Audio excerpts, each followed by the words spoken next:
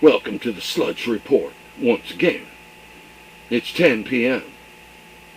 Do you know where your scrotum is?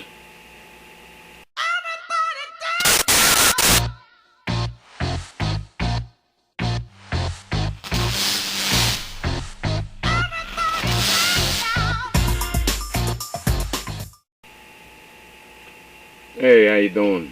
Tens of millions of Americans now proclaim that they are members of the Christian right. Remember, the Christian right is neither.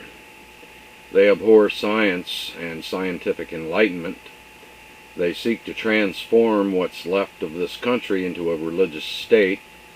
They seek to shut out all other religions in this country other than their warped version of Christianity.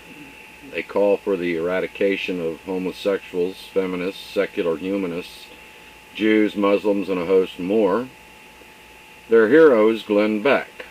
You can find many of them at Tea Party rallies. They have hijacked what was once the Republican Party. They seek to repress or destroy any place of worship that is not representative of their radical version of Christianity. Many look forward to the long-predicted Armageddon and support Israel's murderous apartheid policies. They proclaim that all that support Israel are supporting the chosen ones, and all that support that lunatic state will go to heaven, or Las Vegas, or Disney World, or something like that. They are total, unadulterated nut jobs. All the while, the liberal class has proven itself to be useless and ineffective at everything from dealing with the Gulf crisis to corporate rape of our nation. This is leaving an even greater opening for the crazy Christian writers to recruit more and more people. Maybe this explains nutjob's Glenn Beck's popularity. Only in a sick environment could people like Beck, Limbaugh, Hannity, O'Reilly, Stossel, and the like prosper. The Christian writers have removed Thomas Jefferson from Texas textbooks because he was the one among our founding fathers who promoted the separation of church and state. The writers want no separation at all. There are a lot of science books that they would like to burn too. You know, men walked among the dinosaurs 7,000 years ago.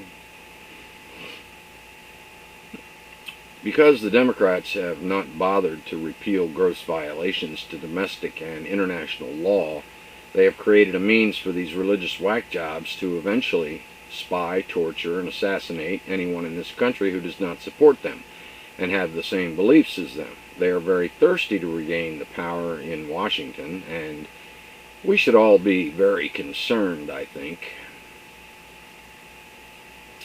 People like Beck are guilty of fostering the destruction of freedom of speech, freedom of the press, and freedom to worship as you wish in this country. Their magical distortion of the Bible is immune to sane reason. To the citizenry that is sane, they sound totally insane. They are. They need to justify their irrational rage. They see the world in two forms, good and evil, and make it their business to destroy what they perceive as evil, even if it means destroying us and a way of life. They speak of love and promote fear and damnation. They have a paranoia of the outside world. The men among them are the leaders because in their eyes Jesus is a macho man, a masculine deity ready to defeat the biggest and strongest of evil demons, just like Bubba on Saturday night soaked in beer and ready for a fight. They are like so many other religions of the world. They corrupt and twist their version of religion into a violent, hateful, prejudiced creature that seeks to destroy any of us they deem not one of them.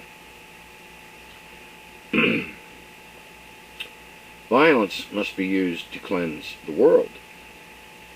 These Christian fascists are called to a perpetual state of war. Any teaching of peace prior to Christ's return is heresy. Global nuclear war is to be welcomed and feared, for it signals the second coming. It matters not to them that millions of people would die, even many of them, for they are the righteous and will join God in heaven for their hateful and prejudiced lives that they have lived. What kind of God would want any of these people anywhere near him? While most of us laugh off these lunatics, we may do well to keep in mind that they are growing in numbers and their intentions are not good by any stretch of the imagination. And with that, honk me, funky bitches.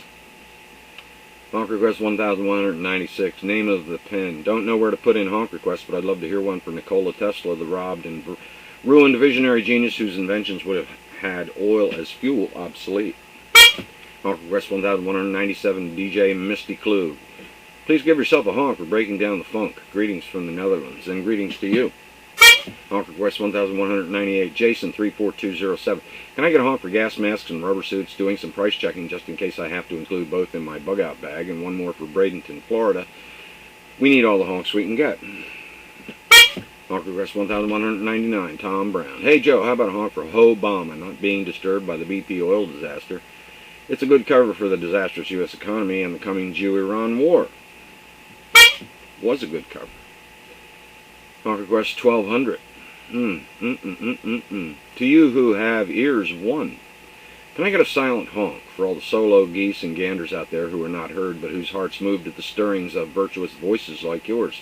Insert non-honk pause here. Thank you. Take care. And thank you for submitting your funky honky request. So from this funky honky white cracker, thanks for listening. Bye-bye. So long. See you now. Watch your head. Be all you can be. Be aware.